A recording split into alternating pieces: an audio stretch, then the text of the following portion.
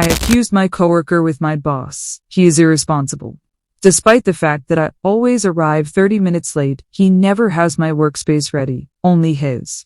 And when a call comes for me, he passes them to me, even though he sees I'm busy watching TikToks. I have always believed that a workplace is like a delicate ecosystem where every organism must vibrate in harmony to achieve what I call the ultimate flow. For the past year, I've been sharing a desk pod with Mark, a man who clearly doesn't understand the basic laws of energetic contribution or common courtesy. From the very beginning, I noticed that Mark has this incredibly rigid, almost robotic way of existing that completely ignores the needs of the people around him. I try to bring a certain lightness to the office, a sense of individualized timing that keeps the atmosphere from becoming too stagnant or corporate. We work in a standard office setting, but I've always felt that my role requires a higher level of mental preparation than what a simple 8 a.m. clock-in can provide. My daily routine is carefully calibrated to ensure I don't experience a total psychic collapse before lunch, which is why I've implemented a mandatory mental transition period. This transition usually takes place during the first 30 minutes of the official workday, usually involving a slow drive and a very specific playlist to align my chakras. I typically stroll into the office around 8:30 a.m., feeling refreshed and ready to eventually engage with my tasks once my spirit settles into the chair. However, every single morning I am met with the same jarring display of pure, unadulterated selfishness from Mark. While he sits there with his glowing monitor and his steaming cup of coffee, my entire workstation remains dark, cold, and utterly lifeless. It honestly feels like a personal vendetta or some kind of silent protest he's staging against my well-being. Since Mark is sitting right there, literally inches away from my computer's power button, the logical, team-oriented thing to do would be to turn it on for me. It takes less than 3 seconds to reach over and press a button, yet he chooses to let my station sit in a state of digital hibernation. This lack of pre-arrival synergy means that when I finally do sit down, I have to waste precious flow time waiting for things to boot up. It's a blatant disregard for office efficiency, and I'm convinced he does it just to make me look like I'm behind schedule when I'm actually just optimizing my internal clock. Today, the tension reached a breaking point because of how Mark handled a very sensitive moment in my morning ritual. I had finally reached my desk and was in the middle of a vital decompression session, catching up on some lifestyle TikToks to get my creative juices flowing. These videos aren't just entertainment. They are essential visual stimuli that help me navigate the harsh lighting of the office. I was deep into a tutorial about quiet manifesting when my desk phone started blaring, shattering the peaceful vibration I had worked so hard to build.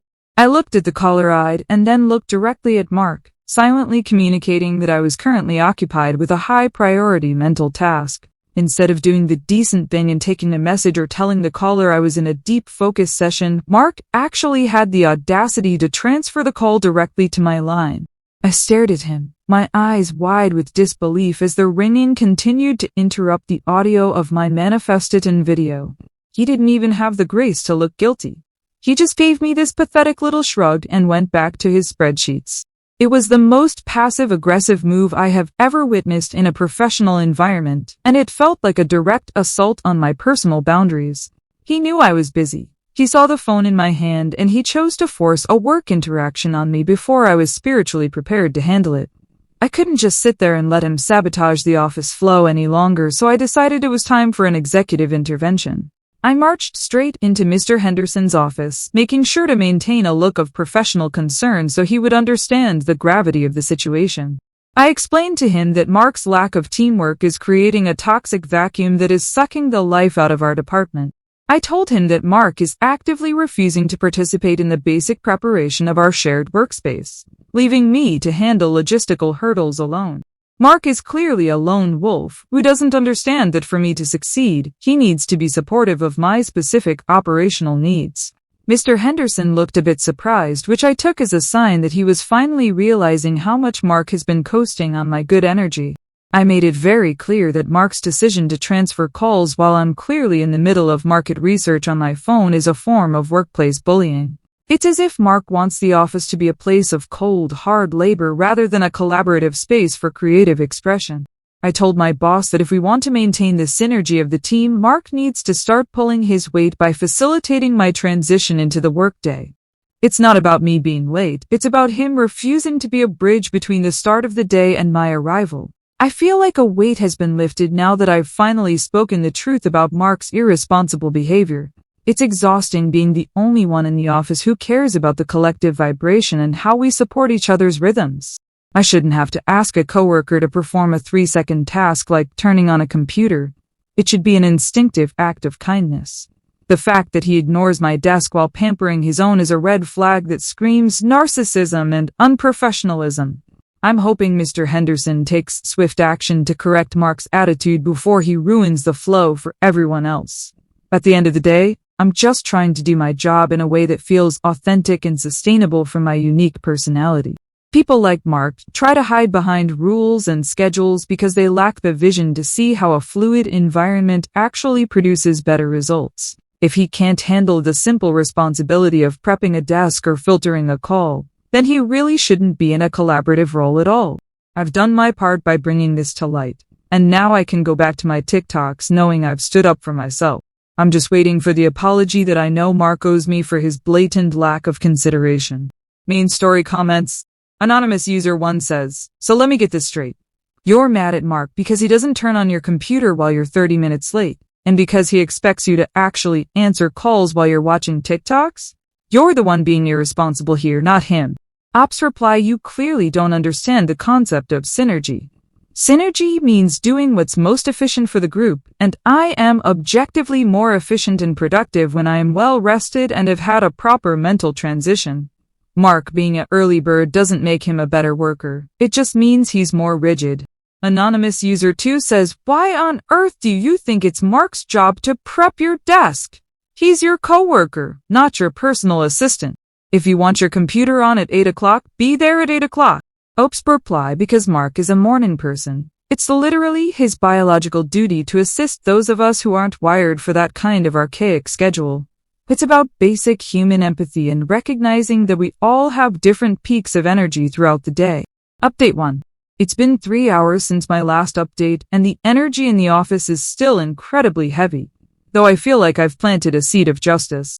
After my meeting, Mr. Henderson looked a bit confused, which I've realized is just his way of processing very complex organizational theories that he hasn't encountered before. He asked me to clarify what I meant by Mark prepping the office, as if the concept of a supportive work environment was a foreign language to him. I explained the truth as clearly as possible. Mark is already there at 8 a.m., so why can't he just click a few buttons for me so I can hit the ground running? It takes 2 seconds. Yet, he chooses to let those seconds go to waste while I'm navigating traffic to get here. I watched Mr. Henderson's pen fly across his notebook, and I felt a surge of pride knowing that my feedback was being taken so seriously. He's finally realizing that Mark is a lone wolf who thinks the office revolves around his own little schedule and his own little desk. I told him that a true team player would want their partner to succeed, not force them to fumble with power cords the moment they walk in. The silence in the office after I left the boss's room was deafening, probably because Mark knows I finally exposed his lack of flow. I can feel him brooding over there, probably trying to calculate how many more seconds of my life he can waste tomorrow morning. Mark actually had the nerve to try and talk to me in the break room while I was trying to decompress with a cup of herbal tea. He started to say something about expectations and office hours, but I wasn't about to let his low vibrational energy ruin my afternoon. I didn't say a word. I just reached into my bag, pulled out my headphones, and turned up the volume on my phone. I was watching a very important series of videos on how to spot toxic coworkers, and the similarities to Mark's behavior were honestly terrifying. The video explained how some people use punctuality as a weapon to make others feel inferior, which is exactly what Mark has been doing to me. I could see him out of the corner of my eye, standing there with a bewildered expression, probably shocked that I wasn't falling for his manipulation. It's so typical of people like him to try and talk it out, only after they've been caught being unsupportive and selfish. I kept my focus on my screen, absorbing the wisdom of the creators who actually understand workplace dynamics in the 21st century. If he wants to communicate, he can do it through the proper channels now that I've involved management in his behavioral issues. I am done being the nice girl who just accepts that her desk isn't ready because of someone else's ego. The rest of the afternoon has been a bit of a blur of market research and staying updated on social trends, which is vital for my role even if the company doesn't fully grasp it yet. I noticed Mark staring at his screen with an intense focus that looked entirely performative, probably trying to look busy for Mr. Henderson. It's so sad that he feels the need to put on a show instead of just being a decent human being and helping his teammates. Every time my phone pings with a new TikTok notification, I feel a sense of connection to a world that actually values creativity over mindless busywork. I am much more than just a person who clocks in, and it's about time this office realized that. I'm starting to think that Mark might actually be intimidated by my professional standing and the way I've integrated modern wellness into my work life. He probably sees my mental transitions as a threat to his boring traditional way of doing things, which is why he sabotages my arrival. It's a classic case of professional jealousy where the person who works harder, read longer hours resents the person who works smarter, read me. I refuse to be dragged down to his level of manual labor and 8 a.m. misery just to make him feel better about himself. My energy is my own, and if he can't contribute to it, he should at least stay out of the way. I feel like I'm finally being heard by the people who matter, and that's the most important thing. Mr. Henderson's notes probably contain a full plan for how to restructure our pod to better suit my high-functioning needs. I wouldn't be surprised if I get a formal apology by the end of the week, or maybe even a small bonus for my consultancy on office culture. It's a lot of work being the moral compass of a department, but someone has to do it. Otherwise, we'd all be like Mark. I'm going to spend the last hour of the day focused on my own internal growth videos and ignoring any further attempts Mark makes to invade my space. The toxic coworker video suggested that I should document every time Mark fails to support the flow, so I've started a digital log. I've already noted that he didn't offer me any of the cookies someone brought into the break room earlier, which is just another sign of his exclusionary tactics. It's these small daily slights that build up and create a hostile work environment for someone as sensitive as I am. I'm just glad I have the digital community to support me while I deal with this prehistoric office behavior. Tomorrow morning will be the real test, and I'm curious to see if Mark has learned his lesson about my computer. Update 1 comments. Anonymous user 1 says you're actually delusional if you think your boss was taking notes to restructure the office for you. He was likely documenting your insane complaints for HR. You're going to get yourself fired. Ops reply, you sound just as jealous as Mark. My professional standing is based on my unique vision and ability to optimize energy. Something a traditional worker would never understand. Mr. Henderson knows talent when he sees it. Anonymous user 2 says, I just turned up the volume on my phone. You realize how incredibly rude and unprofessional that is, right? Especially in a break room where other people are trying to relax. Ops reply, the office is far too quiet and sterile. My videos provide a necessary soundscape that keeps everyone's vibrations from dropping too low. If they can't appreciate the ambiance, that's their own lack of sensory awareness. Update 2. It's been 2 days since my last update, and I have to say, the atmosphere in this building has become downright bizarre. Yesterday, I was summoned to a meeting with HR to discuss office logistics, which I naturally assumed was the next step in holding Mark accountable for his behavior. I walked in with my head high, ready to provide further details on how Mark's lack of pre-arrival synergy was impacting my overall output. However, the tone of the meeting was not at all what I expected, and they started asking some very pointed questions about my arrival window. I calmly explained that I arrive when my creativity is at its peak, which usually falls somewhere between 8:30 and 8:45 a.m., depending on the traffic and the morning's alignment. The HR representative, a woman who looked like she hadn't had a mental transition in 20 years, kept looking at her computer screen while I talked. They seemed strangely interested in my TikTok usage, as if my market research wasn't a vital part of staying relevant in today's fast-paced digital economy. I explained that I use the platform for stress management and to stay abreast of cultural shifts, but they just kept scrolling through what looked like internet logs. It's honestly invasive that they're tracking my data usage when they should be tracking Mark's lack of cooperation. I felt like I was being interrogated for being a modern, connected professional rather than being thanked for my insights. Then, things took an even darker turn when they informed me that they had already spoken to Mark and asked him for a statement.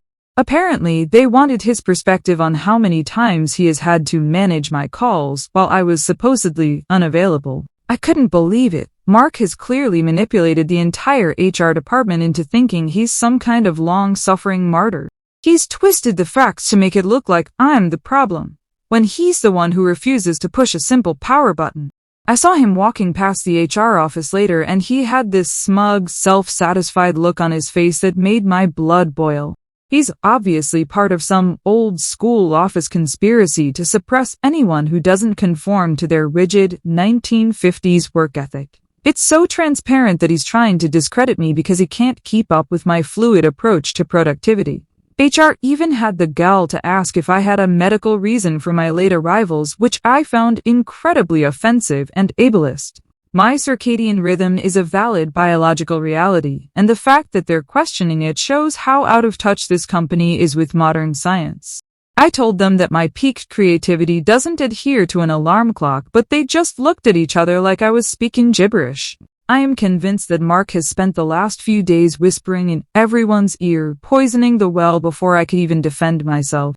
It's a classic mean girl tactic, except it's a grown man doing it because he's jealous of my TikTok followers and my general vibe. I've noticed other people in the office looking at me differently too, probably because Mark has been spreading lies about my work ethic. It's so unfair that I'm being scrutinized for my excellence while he gets rewarded for his boring, basic punctuality. Punctuality is just a lack of imagination, but clearly, HR doesn't have the vision to see that. They mentioned something about a 360-degree review of my performance, which I tried to take as a compliment at first. I told them that a 360-degree view would finally allow them to see the full spectrum of my contributions, including the emotional labor I perform. However, they kept bringing it back to hours worked and tasks completed, as if I'm just a cog in a machine. It's so dehumanizing to have your value boiled down to a spreadsheet when you bring so much more to the table. I left that meeting feeling like I was the one on trial, which is a complete reversal of the reality I presented to Mr. Henderson. I'm starting to suspect that Mark might have some kind of in with HR, or maybe he's been preparing more than just his desk. The way they were defending his right to not turn on my computer was absolutely mind-boggling. They actually said that it is not an employee's responsibility to manage another employee's equipment, which is such a cold, uncollaborative way of looking at things. If I see a coworker's shoelaces untied, do I not tell them because it's not my responsibility? It's the same logic, but they are too caught up in their corporate jargon to see the human element. I spent the rest of the day in a state of high vibrational defense, keeping my headphones on and my TikToks loud to drown out the negativity. If they want to track my data, I'll give them something to track. I spent 3 hours researching workplace gaslighting to prepare for my next move. I won't let Mark and his cronies bully me out of my creative process just because they're stuck in a cycle of 8 a.m. misery. I am a pioneer of the fluid schedule, and pioneers always face resistance from the stagnant masses. Tomorrow, I plan to arrive at 9 a.m. just to show them that my spirit cannot be contained by their arbitrary rules. Update 2 comments. Anonymous user 1 says, 360-degree review is corporate speak for, we're looking for every reason to fire you. They aren't on your side, Tiffany. You literally told them you use TikTok for stress management during work hours. Ops replied, I was just doing a 360-degree review because I brought up such a valid point about Mark that they had to look at the entire department. They're likely realizing how much dead weight on Mark they have and are using me as the gold standard. Anonymous user 2 says, creativity peaked at 8:45 a.m. while watching TikToks? That's the funniest thing I've read all week. You're not a pioneer. You're just a late employee who watches videos. Ops reply, laugh all you want, but my circadian rhythm is a scientifically documented phenomenon. Just because you're a slave to the clock doesn't mean those of us with higher sensory needs should suffer. Update 3. It's been 1 week since my last update and I am literally shaking as I write this from the break room. I had my performance review with Mr. Henderson this morning and it was the most horrific, unprofessional experience of my life. He didn't even mention Mark's irresponsibility. Instead, he laid out a printout of my login times for the entire month. He told me that being 30 minutes late every day is unacceptable and unprofessional, ignoring everything I've told him about my mental transitions. I tried to explain that those 30 minutes wouldn't even be an issue if Mark would just have my desk ready, but he just stared at me like I was the one being unreasonable. It's like they've all been brainwashed by Mark's toxic punctuality cult and have forgotten how to treat people with basic dignity. I told Mr. Henderson that if I had to spend the first 10 minutes of my day booting up because of Mark's selfishness, that's where the real productivity loss was happening. But then, he did something so cruel and invasive that I'm considering legal action. He pulled up a digital recording of a call that Mark had transferred to my desk last Tuesday. You could clearly hear the "Oh No" song from a TikTok. I was watching blasting in the background for a full 10 seconds before I finally picked up. Mr. Henderson asked me why I was busy with social media during work hours while a client was on the line. I calmly explained that the "Oh No" song was part of a very important trend analysis I was conducting to help our department stay current. I told him that my social media usage is a form of market research that provides a necessary soundscape for my work, but he just shook his head in that patronizing way. It's so clear that he has no respect for the modern worker's need for digital stimulation and creative outlets.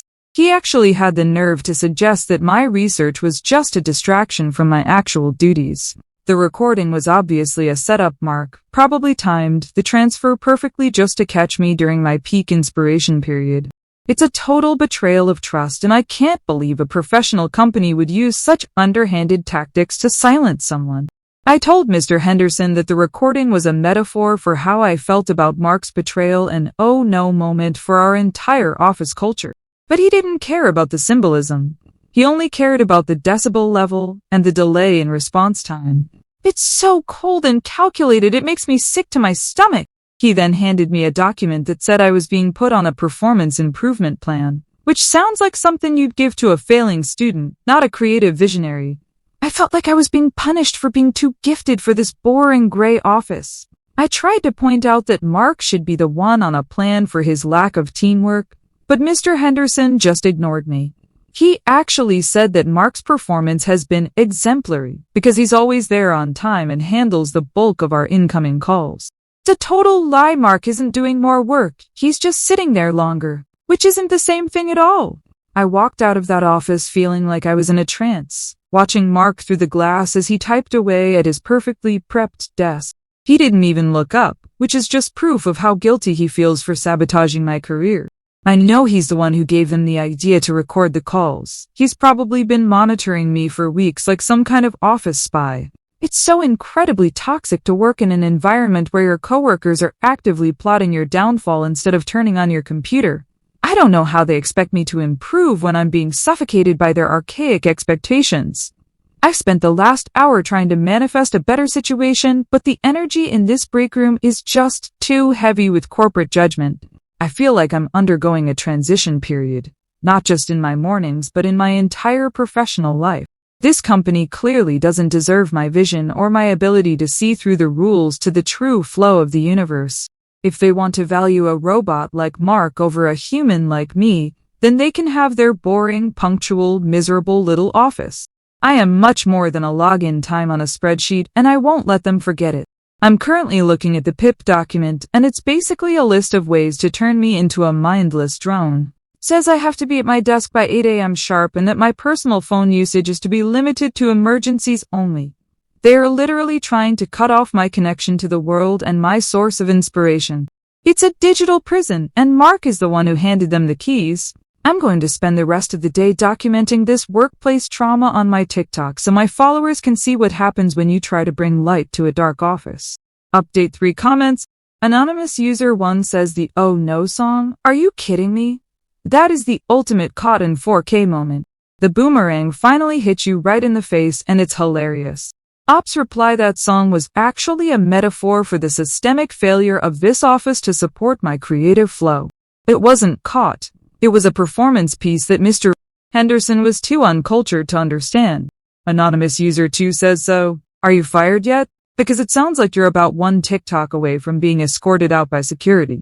Ops reply: I am undergoing a transition period where I am evaluating if this company is worthy of my continued presence. They clearly don't deserve my vision, so I'm looking for a space that values fluid schedules over login times. Update 4.